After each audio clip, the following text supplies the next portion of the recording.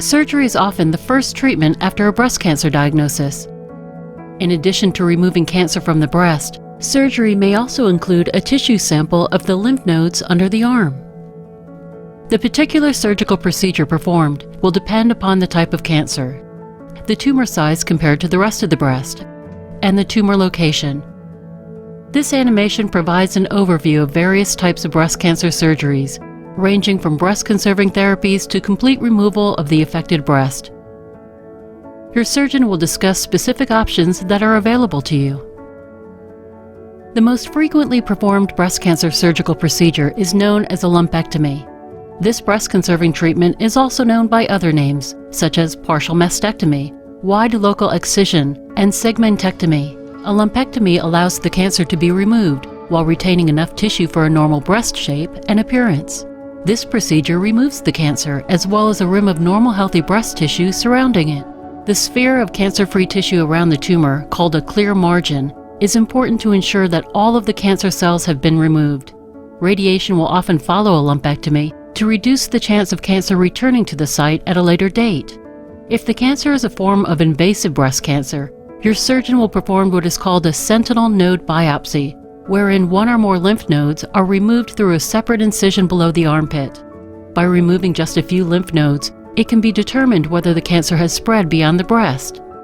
After the cancerous mass is excised, it is color-coded with dyes so that the regions can be mapped to the breast, and a pathologist will evaluate the excised tissue under a microscope to confirm that the margins are cancer-free. Additional tests are also performed to further characterize the tumor. If cancer is found along the margins, a wider lumpectomy or even a mastectomy might be needed to be sure all the cancer cells are gone.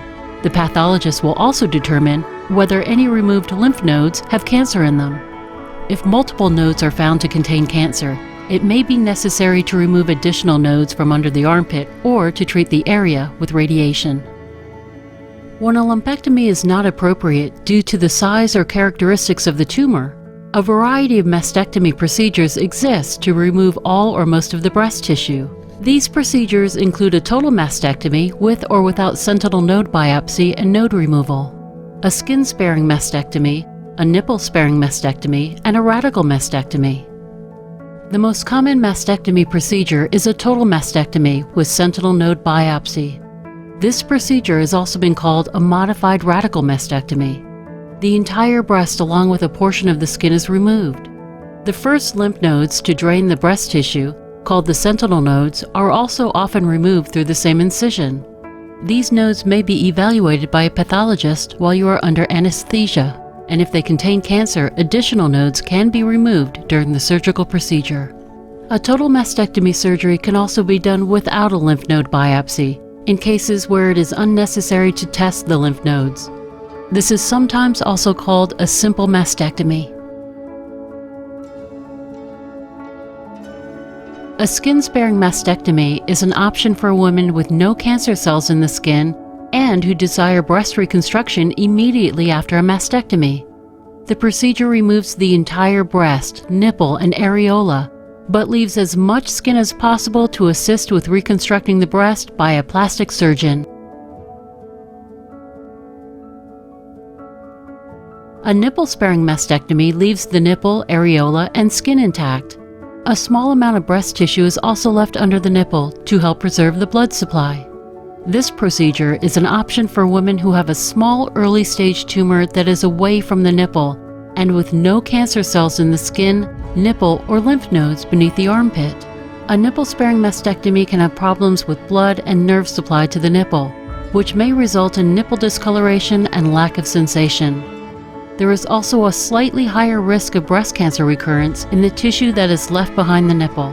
Your surgeon can advise you whether or not you're a good candidate for this procedure.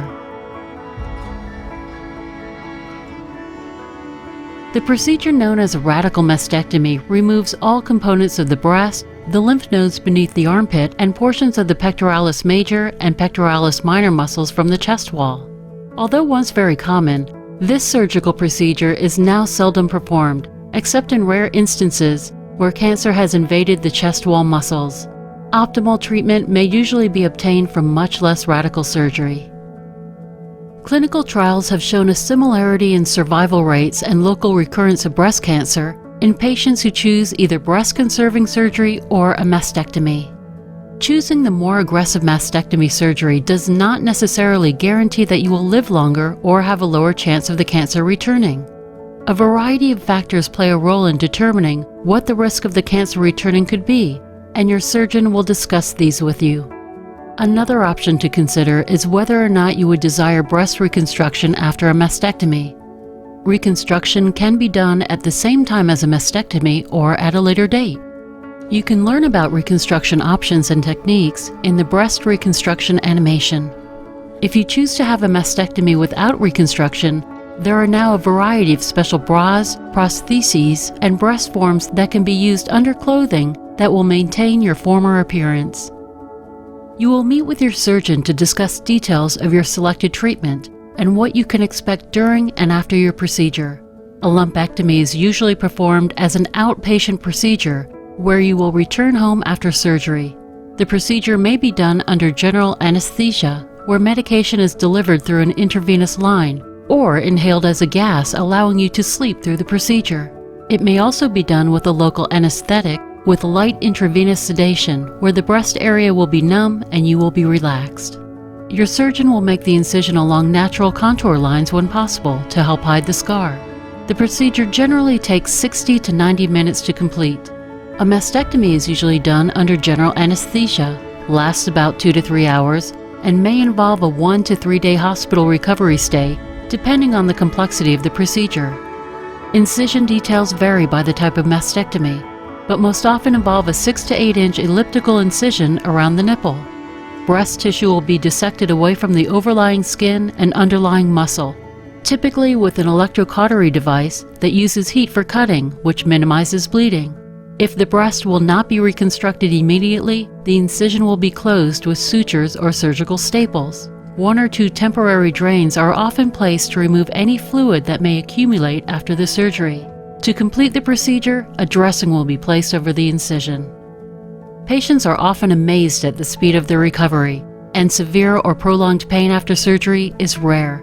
The most common side effects are numbness beneath the incision or in the armpit, and a temporary burning sensation in the upper inner arm if lymph nodes are removed.